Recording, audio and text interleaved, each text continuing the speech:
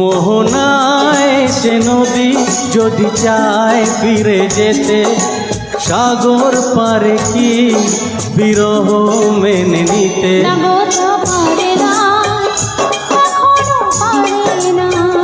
না গো তা পারে না, কখনো পারে না।